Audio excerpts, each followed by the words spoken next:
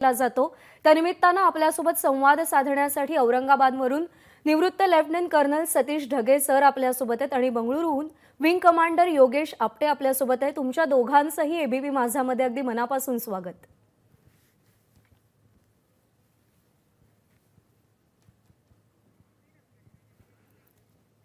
मी सुरुवातीला सतीश ढगे सरांकडे जाईन। सर, आता जो अत्यंत भावनिक क्षण आपण पाहिला, शहीद जवानांना सैनिकांना मानवंदना दिली गेली, त्याबद्दल सगळ्यात पहिल्यांदा तुमच्याकडून जाणून घ्यायचंय। सुरुवातीलाच प्रज्ञा आपल्याला आणि एबीपी माझाच्या संपूर्ण टीमला त्याचबरोबर एबीपी माझाच्या सगळ्या दर्शकांना 73व्या प्रजासत्ताक दिनाच्या हार्दिक शुभेच्छा। आणि आता या 73व्या प्रजासत्ताक दिनाच्या कार्यक्रमाची सुरुवात त्या ठिकाणी झालेली आहे। नॅशनल वॉर मेमोरियल किंवा ज्याला आपण राष्ट्रीय समर स्मारक म्हणतो, आपल्या भारत देशाच्या स्वातंत्र्यासाठी आणि त्यानंतर आपल्या भारतभूमीच्या संरक्षणासाठी सर्वोच्च बलिदान करणाऱ्या जवानांना एक कृतज्ञतेचा भाव म्हणून संपूर्ण भारतवासियांतर्फे प्रधानमंत्री यांनी त्या ठिकाणी श्रद्धांजली वाहिली। काही दिवसांपूर्वीच एक महत्त्वाची घटना घडली होती की अमर जवान ज्योतीची जी मशाल आहे किंवा ती जी ज्योत आहे ती आता नॅशनल वॉर मेमोरियलच्या ज्योतीमध्ये तिचं विलीनीकरण करण्यात आलेलं आहे। आणि आता या एकत्रित विलीनीकरण केलेल्या या ज्योतीसमोर प्रधानमंत्री संपूर्ण भारतीयांच्या वतीने त्या ठिकाणी नतमस्तक झाले। एक महत्त्वाची घटना सायमल्टेनियसली संपूर्ण देशामध्ये होतीये, जी या ठिकाणी आपण जरूर आपल्या दर्शकांपर्यंत पोहोचवावी की प्रधानमंत्र्यांनी या ठिकाणी ज्या श्रद्धांजली अर्पण केली, परंतु संपूर्ण भारतामध्ये मागच्या 1 वर्षामध्ये 500 जे शहीद झालेले जवान आहेत त्यांच्या घरी एनसीसीचे कॅडेट हे प्रधानमंत्री नरेंद्र मोदी यांची स्वाक्षरी असलेलं एक पत्र, एक प्रमाणपत्र घेऊन त्या ठिकाणी पोहोचलेले आहेत। आणि सायमल्टेनियसली ज्यावेळेस ते श्रद्धांजली वाहत होते त्याच वेळेस संपूर्ण भारतामध्ये एनसीसी कॅडेट्स या 500 हुतात्म्यांच्या घरी जाऊन त्यांच्या परिजनांना अशा प्रकारचे जे आहे ते पत्र त्यांना सुपूर्द करत होते। नक्कीच अत्यंत भावनिक क्षण। आणि इथून आता ते राजपथाकडे त्या ठिकाणी जे प्रस्थान करतील आणि खऱ्या अर्थानं दिमाखदार अशा प्रकारच्या पथसंचलनाला किंवा ज्याला आपण म्हणू रिपब्लिक डे परेडला जे आहे थोड्याच वेळात आता त्या ठिकाणी सुरुवात होईल। सर, तुम्ही राहाच आपल्यासोबत। मी विंग कमांडर योगेश आपटे यांच्याकडे जाते। जसा एक महत्त्वाचा बदल यावर्षी आपण सगळेजण अनुभवतोय ते म्हणजे अमर ज्योती ही नॅशनल वॉर मेमोरियल इथं विलीनीकरण तिचं करण्यात आलं आणि त्या ज्योतीसमोर आज पंतप्रधान नतमस्तक झाले। योगेश आपटे सर, आणखी एक महत्त्वाचा बदल जो म्हणजे प्रजासत्ताक दिनाचा सोहळा 24 तारखेपासून सुरू व्हायचा तो 23 तारखेपासून सुरू होतो या वर्षापासून नेताजी सुभाषचंद्र बोस यांच्या जयंतीच्या निमित्तानं। या बदलाकडे तुम्ही कसं पाहता? सुभाषचंद्र बोस आपल्या कंट्रीचे खूपच नोन पर्सनॅलिटी होते अँड टिल नाव असं सगळ्यांनाच वाटत होतं की द अमाऊंट ऑफ रिकॉग्निशन जो त्यांना मिळाला होता तो फारच कमी होता। हे खूपच छान अप्रोप्रिएट या लोकांनी गव्हर्नमेंट ऑफ इंडियानी ठरवलं ओकेजन आणखीन आपल्याला दरवर्षी रिमाइंड करवायला की किती लोकांनी किती कष्ट घेऊन आपल्याला इंडिपेंडन्स दिली आहे। आणखीन हे जे नवं वॉर मेमोरियल आहे जे पण कोणी आता पुढे दिल्लीला जाल जरूर जाऊन बघा। त्याच्या आधी जे इंडिया गेट वालं आपलं मेमोरियल होतं तिथे नुसतं ब्रिटिश सोल्जर्सची नावं जे ब्रिटिश आर्मी बरोबर सर्व केलेले होते त्यांची होती। आता जितके पण इंडिपेंडन्स नंतर जितके पण आपले युनिफॉर्म लोक जे डाईड इन ऍक्शन तर त्यांची सगळी नावं तिथे इन्क्रिप्टेड आहे। आणि it's a very very good and noble beginning and I hope it continues like this for a long time. Very happy about the way the celebrations have begun today. मी पुन्हा एकदा ढगे सरांकडे येईन। जसं मी म्हटलं की 23 जानेवारीपासून अर्थात नेताजींच्या जयंतीपासून आपण प्रजासत्ताक दिन साजरा करायला किंवा त्या समारंभाची आपण सुरुवात करतो। आज जर आपण पंतप्रधानांचा पोशाख पाहिला तर त्यांनी जी टोपी परिधान केलेली होती ती काहीशी आझाद हिंद सेनेमध्ये जे सैनिक असायचे त्यांच्या टोपीच्या किंवा त्यांच्या पोशाखाच्या जवळ जाणारी अशी वाटली। हा सिम्बॉल म्हणायचा का?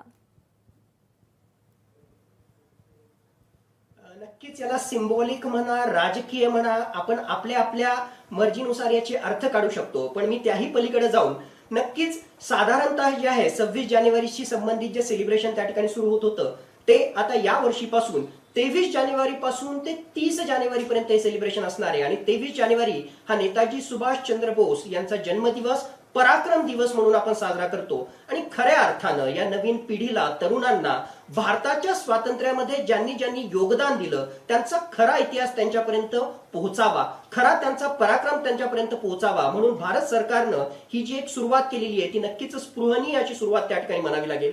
काही जण यामध्ये सुद्धा जे आहेत वेगवेगळ्या प्रकारचा अर्थ काढतील की या टोपीचा रंग कुठला, या टोपीचा शेप कुठला, याचा निवडणुकीशी काही संबंध आहे का, किंवा राजकीय पोळी भाजण्याचा काही संबंध आहे का. माझ्या मते आज ती चर्चा करण्याची वेळ त्या ठिकाणी नाही. पण एक मात्र नक्की की या पराक्रमाचं नेताजी सुभाषचंद्र बोस आणि त्यांच्या साथीदारांनी जे भारताच्या स्वातंत्र्यासाठी जे काही बलिदान केलं, नक्कीच त्यांना गौरवण्याचा आजचा हा दिवस आहे.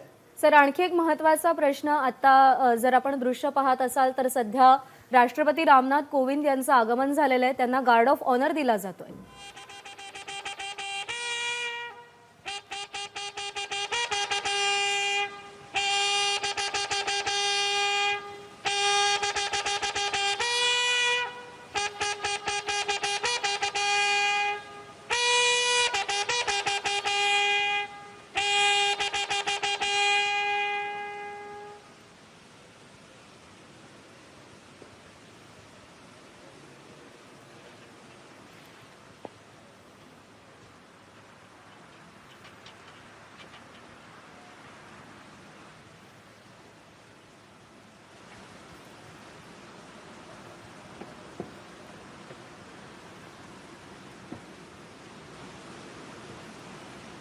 मी पुन्हा एकदा जाते कर्नल सतीश ढगे सर यांच्याकडे. सर, हा प्रोटोकॉल नेमका कसा असतो? आता हे जे प्रेसिडेंट बॉडीगार्ड आहेत अत्यंत वेल ट्रेन्ड असतात, ते तो पूर्ण प्रोटोकॉल कसा असतो, त्यांचे ट्रेनिंग कसं असतं?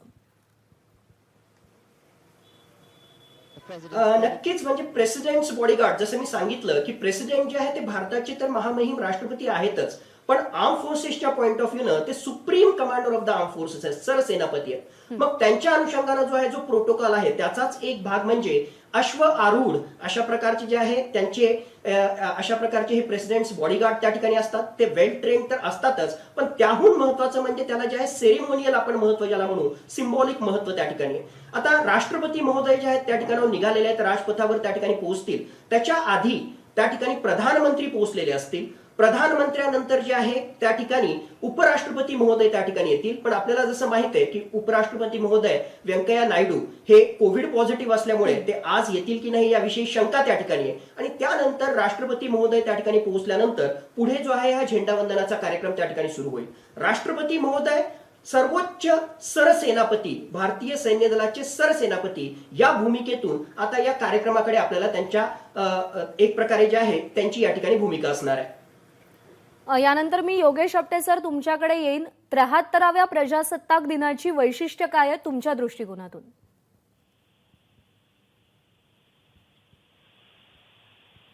ओके, कॅन यू ऐकू येते? हॅलो. हो सर, तुमचा आवाज येतोय. माझा आवाज पोहोचतोय? तर हो. तर आझादीचा अमृत महोत्सव जो लास्ट इयर सुरू झालेला आहे, 75 वर्ष आपल्या इंडिपेंडन्सचे, तर तो जाऊन संपेल पुढच्या वर्षी on the day of independence, that is 15 August 2023. तर हा जो पर्व चालला आहे याचा हा एक खूप इम्पॉर्टंट पोर्शन आहे आणि याच्यामध्ये एअरफोर्स आपलं माईट म्हणजे आपली हाऊ बिग इट इज ते आज तुम्हाला दाखवणार आहे. तर त्यामध्ये एअरफोर्स 75 एअरक्राफ्ट फ्लायपास्ट करतील इन 15 डिफरंट फॉर्मेशन. आणखीन ते सगळे अलग अलग टाईपचे aircraft, they will be in a coordinated manner flying through the Rajpath. तर हे खूपच दार्शनिक राहणार आहे. आणखीन अशा डिफिकल्ट टाइम्समध्ये जेव्हा की आपल्याला दोन्हीकडून थ्रेट आहे आणि इंटरनल थ्रेट्स पण आहे, it's a very very big I would say step for people to get motivated and understand की आपल्याला किती जास्त एफर्ट आणखीन ट्रेनिंग वगैरे लागते to maintain our country safe secure from any external and internal threat. Sir, आता तुम्ही फ्लायपासचा उल्लेख केलात. जेव्हा जेव्हा आम्ही वायुसेनेच्या अशा चित्तथरारक कसरती पाहतो खरंच अचंबित होतो. इतकं छान कोऑर्डिनेशन कुठेही 1 सेंटीमीटर सुद्धा मागे पुढे कोणी होत नाही. हे सगळं सादर करण्यासाठी किती प्रॅक्टिस करायला लागते, किती आधीपासून या सगळ्याचा सराव केला जातो आणि काय विशेष ट्रेनिंग दिलं जातं? आपले इंडियन एअरफोर्स पायलट्स पूर्ण world over one of the best pilots असतात. कारण त्यांचं जे सिलेक्शन प्रोसेस असतं ते फार टफ असतं. आणखीन त्याहून जे निघालेले असतात त्यांना सतत ट्रेनिंग चालू राहते. Almost for everyone about 7 to 8 years. 7-8 वर्ष त्यांना लागतात to become a proper military pilot. तर त्यानंतर असे जे ओकेजन्स नॉट नुसतं असं इथेच नाही होत, बरेच दुसरे पण ओकेजन्स होतात. पण दिस इज अ खूप स्पेशल ओकेजन आहे कारण इतकं मोठं फ्लायपास पहिल्यांदा होतंय. तर याच्यामध्ये काय होतं की जवळजवळ 3 महिने आधी पूर्ण प्लॅन डिस्कस केला जातो मिनिस्ट्री ऑफ डिफेन्स बरोबर. आणखीन ते ब्रॉड प्लॅन ड्रॉ आउट केला जातो. त्यानंतर air headquarter specific instructions issue करतात की कोणकोणते एअरक्राफ्ट कोणकोणत्या बेसहून तयार केले जातील आणि कुठून कुठून ऑपरेट होतील. त्याशिवाय यांचं मेंटेनन्स, यांचं स्पेशल त्यांना रेडी केलं जातं. आणखीन पायलट्सची ट्रेनिंग सुरू होऊन जाते. आणखीन बेसेस जे लॉन्च बेसेस आहे तिथे ते हळूहळू जवळजवळ 1 महिना आधी येऊन सेटल होऊन जातात.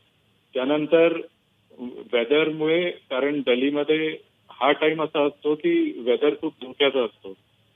आजकाल विजिबिलिटी फारच कमी असते. त्यामुळे it is very very tricky operation. पण आपले जे पायलट्स आहे they are train for all this scenarios. आणखीन म्हणूनच they are able to practice and they are able to come over the precise point at precise time in the given dimension, space and point. It's all about perfection sir, as you said. मी पुन्हा एकदा जाते. Satish Dhage sir आपल्यासोबत आहेत. Sir, 73वा प्रजासत्ताक दिन आपण साजरा करतोय. गेल्या काही वर्षांमध्ये अनेक बदलही होत गेले हा प्रजासत्ताक दिन साजरा करण्यामध्ये. तुम्ही कसं पाहता या सगळ्या बदलांकडे? नक्कीच भारताची सेना किंवा ओव्हरऑल आपण जर भारताची व्यवस्था जर त्या ठिकाणी पाहिली तर मागच्या 73 वर्षांमध्ये जे आहेत वेगवेगळ्या प्रकारची आव्हानं आमच्या सिस्टम समोर आली. काही राजकीय आव्हानं होतं, सामाजिक आव्हाने होती, आर्थिक आव्हानं होती आणि सर्वात महत्वाचं सामरिक आव्हानं सुद्धा आमच्या समोर होती. पण त्या आव्हानांना सामोरं देण्यासाठी आम्ही स्वतःला बदलत गेलो. आणि आजच्या या रिपब्लिक डे परेडच्या माध्यमातून आपल्याला तीच एक झाकी त्या ठिकाणी दिसणार आहे की मागच्या 70 वर्षांमध्ये 73 वर्षांमध्ये जर आपण पाहिलं तर खऱ्या अर्थानं आर्म्ड फोर्सेसमध्ये कसे कसे बदल होत गेले, त्यांच्या गणवेशामध्ये कसे कसे बदल होत गेले, त्यांच्या हत्यारांमध्ये कसे कसे बदल होत गेले, वेगवेगळ्या प्रकारची जी उपकरणं होती त्या उपकरणांमध्ये कसे कसे बदल होत गेले. आणि हे बदल आपल्याला का करावे लागले? कारण तशा प्रकारची आव्हानं त्यावेळेस आपल्या समोर होती आणि त्या आव्हानांना सामोरं जाण्यासाठी आपण बदलत गेलो. आणि म्हणूनच 73 वर्षांचा जर आपण सिंहावलोकन केलं, मागं वळून त्या ठिकाणी पाहिलं तर आपण प्रत्येक दिवशी कालच्या पेक्षा आणखीन सक्षम झालो, आणखीन बलशाली झालो हेच आपल्याला त्या ठिकाणी दिसतं. आपण ज्यावेळेस म्हणतो की आपण जे आहे रिपब्लिक इंडिया प्रजासत्ताक राष्ट्र बनलो म्हणजे खऱ्या अर्थानं आता कुठला ब्रिटिश मोनार्की, कुठली क्वीन एलिझाबेथ यांची सत्ता आमच्यावर नसणार आहे. तर आमच्या भारतीय राज्यघटनेनं एक प्रकारे अप्रत्यक्ष निवडणूक पद्धतीनं निवडून दिलेला जो कुठला व्यक्ती असणार आहे तो भारताच्या सर्वोच्च पदावर असणार आहे, तो राष्ट्रपती असणार आहे. मग ती महिला असू शकेल, ती मायनॉरिटी मधली कुठली व्यक्ती असू शकेल, मेजॉरिटी कम्युनिटी मधली व्यक्ती असू शकेल. आणि हे फक्त आणि फक्त भारताच्या लोकशाहीमुळेच ते शक्य झालेलं आहे. आणि त्याचाच गौरव, त्याच प्रजासत्ताक दिनाचा गौरव म्हणजे 26 जानेवारी. सर, आणखी एक महत्त्वाचा मुद्दा की या परेडमध्ये सहभागी होण्यासाठी प्रत्येकाच्या मनामध्ये एक उत्साह असतो. काय भावना असतात राजपथावरून जेव्हा हे शिस्तबद्ध संचलन पुढे जात असतं? प्रत्येक सैनिकाच्या मनामध्ये काय भावना असतात? ती शिस्त मेंटेन करणं किती गरजेचं असतं, किती महत्त्वाचं असतं आणि किती काटेकोरपणे या सगळ्याची तयारी केली जाते, प्रॅक्टिस केली जाते? नक्कीच प्रज्ञा, साधारणतः जो आहे 90 मिनिटांची सगळी रिपब्लिक डे परेडची पूर्ण कसरत असणार आहे किंवा ही एक्सरसाइज त्या ठिकाणी असणार आहे. आणि या सगळ्या कार्यक्रमांसाठी 90 मिनिटांचा जरी हा कार्यक्रम त्या ठिकाणी दिसत असला तरी याच्या मागे जे आहे कित्येक महिन्यांची मेहनत असते. या ठिकाणी 2 एनसीसी कॅडेट्सचे जे आहेत 2 कंटिंजंट असणार आहेत. 100 मुलं आणि 100 मुली त्या ठिकाणी असणार आहेत. आणि कुठल्याही एनसीसी कॅडेटमध्ये रिपब्लिक डे परेडमध्ये सहभागी होणं हे त्याचं सर्वात मोठं स्वप्न असतं आणि ते स्वप्न साकार करण्यासाठी तो कित्येक वर्षांची मेहनत करत असतो आणि ते स्वप्न त्याचं जे आहे या रिपब्लिक डे परेडच्या माध्यमातून साध्य होत असतं.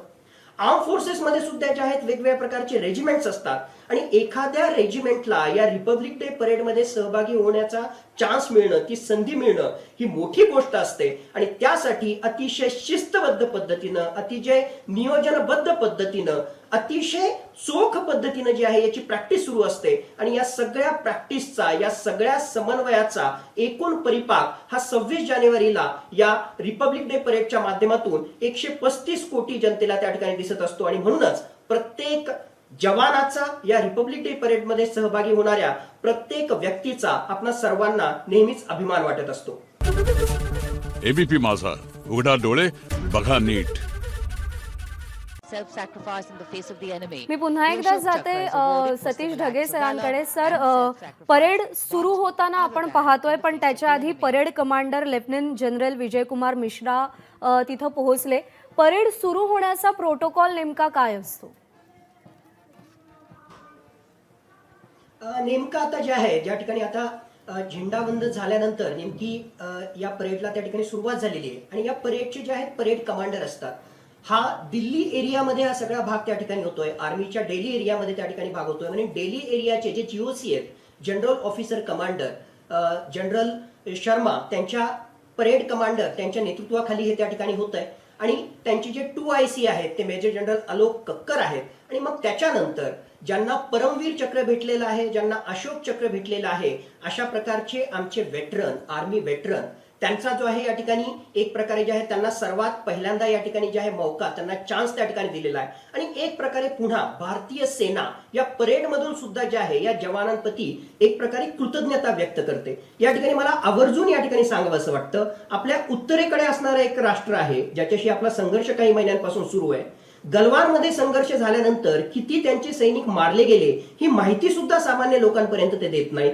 त्यांच्या सैन्याविषयीची त्यांची ही भूमिका असते आणि याच्या विपरीत जर आपण पाहिलं तर आम्ही जे आहे मोठ्या गर्वानं, मोठ्या अभिमानानं आमचे जे आर्म फोर्सेसचे वेटरन असतात, एक्स सर्व्हिसमन असतात, त्यांना सुद्धा जो आहे मानाचा सन्मान देतो. आणि मग या आर्मी वेटरन्स नंतर आता या ठिकाणी आपल्याला 76 कॅव्हलरी युनिट जे आहेत, जे घोडेस्वार युनिट जे आहे ते 76 कॅव्हलरी युनिटचं सगळ्यात पहिल्यांदाचं मार्चिंग कंटिंजंट आपल्याला दिसेल आणि त्याच्यानंतर आता वेगवेगळ्या प्रकारचे मार्चिंग कंटिंजंट येतील. एबीपी माझा, उघडा डोळे बघा नीट. आणखी एक महत्त्वाचा प्रश्न सर, की पूर्वीच्या काळामध्ये घोडदळ अत्यंत महत्त्वाचं होतं, पण आता घोडदळाचं अस्तित्व हे परंपरेच्या मुद्द्यावरतीच फक्त अवलंबून आहे का? हो, तशा अर्थानं जर आपण पाहिलं तर याला सिम्बॉलिक महत्वच आहे, पण सिम्बॉलिक जरी महत्व असलं तरी आर्म फोर्सेसची जर आपण हिस्ट्री पाहिली तर आर्म फोर्सेसच्या हिस्ट्रीमधल्या बऱ्याचशा ज्या गोष्टी आहेत, इनफॅक्ट शिस्तबद्ध पद्धत ही सुद्धा जी आहे कुठेतरी त्या परंपरेमधूनच आलेली आहे, कुठेतरी जी आहे त्या कार्यशैलीमधूनच आलेली आहे. आणि जर आपण इंडियन आर्म फोर्सेस पाहिलं तर बऱ्याचशा गोष्टी या ब्रिटिश आर्म फोर्सेसची लेगसी आहे त्यांच्याकडून आपण घेतलेल्या आहेत आणि तशाच त्या कंटिन्यू केलेल्या आहेत. आज घडीला भारतामध्ये जे आहेत वेगवेगळ्या प्रकारचे रेजिमेंट आहेत आणि हे एकुलती एक अशा प्रकारचे हे 76 कॅव्हलरी युनिट आहे आणि त्या 76 कॅव्हलरी युनिटचे जवान जे आहेत ते आता आपल्याला त्या ठिकाणी दिसत होते. मी सर तुमच्याकडे येते, योगेश आपटे सरांकडे जाते. सध्या जो टँक आपण पाहतोय विंटेज टँक आहे, तोफ आहे, त्याचं वैशिष्ट्य काय सर? ओके, यावेळेस तुम्ही जर का बघाल the theme as such is की आपण कुठे होतो आणि कुठे आलो आहे. तर तुम्ही त्याच फॉर्मेशन जर का तुम्ही नंतर बघाल तर तुम्हाला दिसेल की आपले जे बिगिनिंग मध्ये जे इक्विपमेंट होतं तिथून आपण कुठे पोहोचलो. तर that is the only significance of दिस.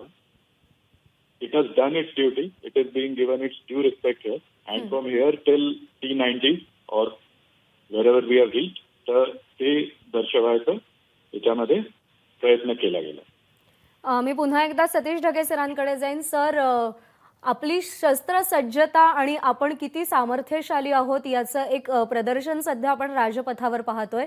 काय वैशिष्ट्य आहेत जी वेगवेगळी सध्या आपल्याला तोफा किंवा रणगाडे दिसत आहेत त्याची? नक्कीच, जसं या रिपब्लिक डे परेड 2022 मध्ये 14 वेगवेगळ्या प्रकारचे जे आहेत मेकॅनाइज्ड कॉलम्स असणार आहेत आर्मीशी रिलेटेड.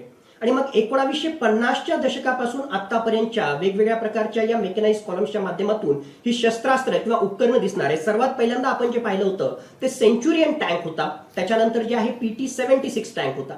1965 आणि 1971च्या युद्धामध्ये या टँक्सनी अतिशय महत्वाची भूमिका त्या ठिकाणी बजावली होती. मुळात जरी जे आहे ब्रिटिश मेन बॅटल टँक म्हणून सेंच्युरियन टँक त्या ठिकाणी अस्तित्वात आला असला तरी सुद्धा बॅटल ऑफ बसंतर जी अतिशय फेमस बॅटल आहे 1971 मध्ये पाकिस्तान विरुद्धच्या युद्धामध्ये, त्यामध्ये या सेंच्युरियन टँकची अतिशय महत्वाची भूमिका होती. PT-76 टँक याची सुद्धा 1965 आणि 1971च्या युद्धामध्ये महत्वाची भूमिका होती, जो टँक आता त्या ठिकाणी पास झाला होता.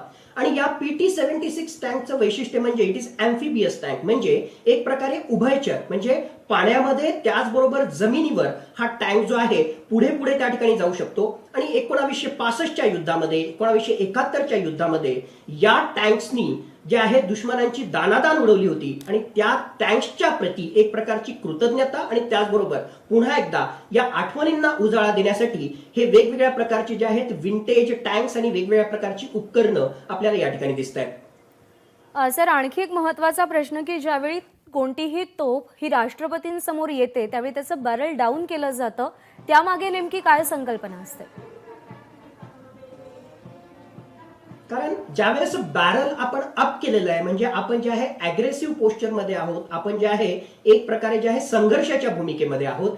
या ठिकाणी आपण सेल्यूटसाठी त्या ठिकाणी आलेलो आहोत. आमचे जे सुप्रीम कमांडर आहेत त्यांना आम्ही सेल्यूट त्या ठिकाणी करतोय आणि म्हणून पुन्हा एकदा एक प्रोटोकॉलचा भाग म्हणून त्या ठिकाणी जे आहे त्याचं बॅरल हे डाऊन त्या ठिकाणी केलं जातं. म्हणजे एक प्रकारे जो आहे बॅरल डाऊन करून तो सन्मान त्यांना दिला जातोय, त्यांना आपण सेल्यूट करतोय आणि त्याच्यानंतर जे आहे तो टँक त्या ठिकाणी पास होतो. State-of-the-art night fighting capability.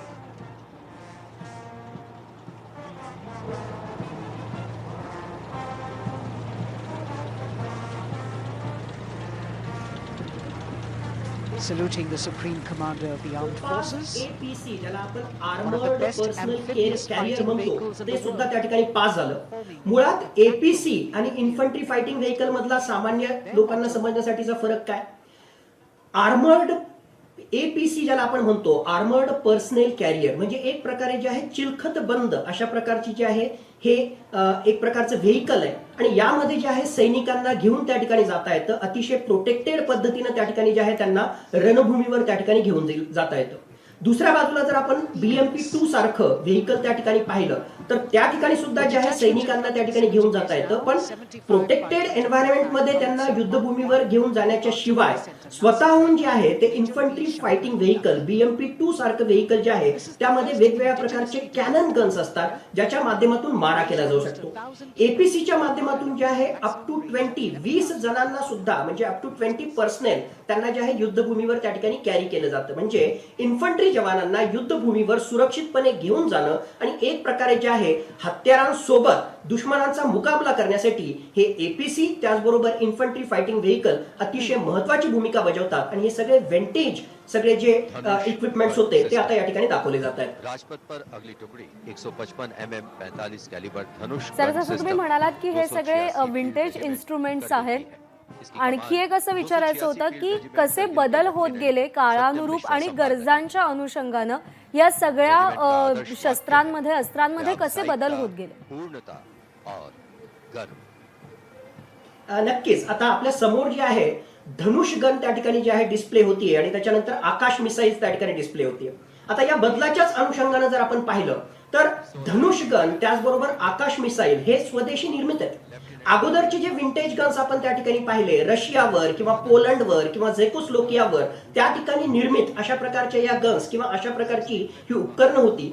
जसा जसा काळ बदलत गेला आपल्याला सुद्धा कळालं की खऱ्या अर्थानं जर आपल्याला सुपर पॉवर व्हायचं असेल, खऱ्या अर्थानं जर आपल्याला सक्षम व्हायचं असेल तर आपल्याला संरक्षण सिद्धतेमध्ये सुद्धा आत्मनिर्भरता आणावी लागेल आणि म्हणूनच आता यातली बरीचशी उपकरणं जी आहेत ती भारतामध्ये बनली जात आहेत. जर आपण आकाश मिसाईलचं एक्झाम्पल त्या ठिकाणी घेतलं तर काहीच महिन्यांपूर्वी आणि मागच्याही काही वर्षांमध्ये वेगवेगळ्या प्रकारच्या चाचण्या त्याच्यामध्ये झालेल्या आहेत आणि आता आकाश मिसाईलची रेंज ही 70 किलोमीटर पर्यंत जी आहे ती आपल्याला वाढवलेली आहे, ज्याला आपण सरफेस टू एअर मिसाईल म्हणतो. अशा प्रकारचं जे आहे हे आकाश NG मिसाईल त्याला म्हटलं जातं. एक प्रकारचं जे आहे हे न्यू जनरेशन, नवीन जनरेशनचं 70 किलोमीटर पर्यंतची हद्द असलेलं आणि अतिशय अत्याधुनिक अशा प्रकारची जी आहे आकाश NG मिसाईल असणार आहे. मग ते धनुष मिसाईल असो, आकाश मिसाईल असो, ही जी आहे स्वदेशी निर्मित आहेत आणि वेळोवेळी जे आहे त्यामध्ये आपण मदत केलं गेलेलं आहे. एवढंच नाही, आता आपल्या समोर जे येत आहे इलेक्ट्रॉनिक वॉरफेअर. पारंपरिक युद्धाचा जमाना जो आहे तो हळूहळू कमी होतोय.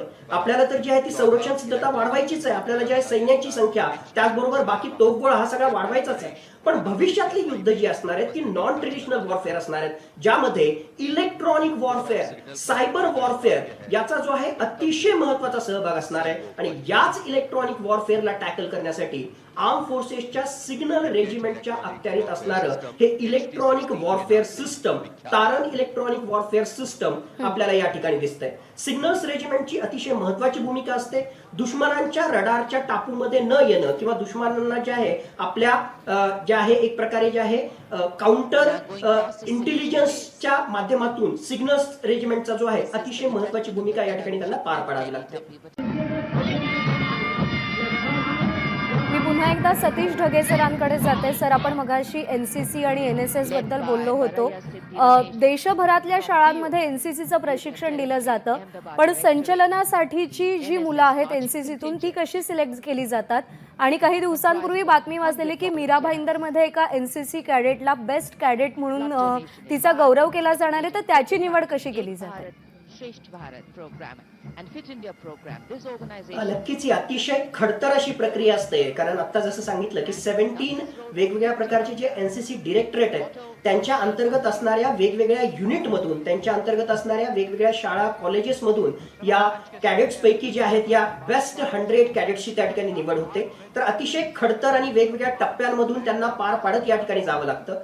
अपार्ट फ्रॉम युअर बिअरिंग म्हणजे तुमचा फिजिकल फिटनेस, मेंटल रबसनेस, तुमच्यामध्ये असणारा स्मार्टनेस, तुमच्यामध्ये असणारी ही सगळी म्हणजे वेगवेगळ्या प्रकारची ड्रिलशी संबंधित ज्या सगळ्या स्किल्स आहेत या सगळ्या गोष्टींचा बारकाईने त्या ठिकाणी अभ्यास करून, ते विश्लेषण त्या ठिकाणी करून, त्याचा असेसमेंट करूनच त्या ठिकाणी जे आहे त्यांची निवड केली जाते. ABP माझा, उघडा डोळे बघा नीट.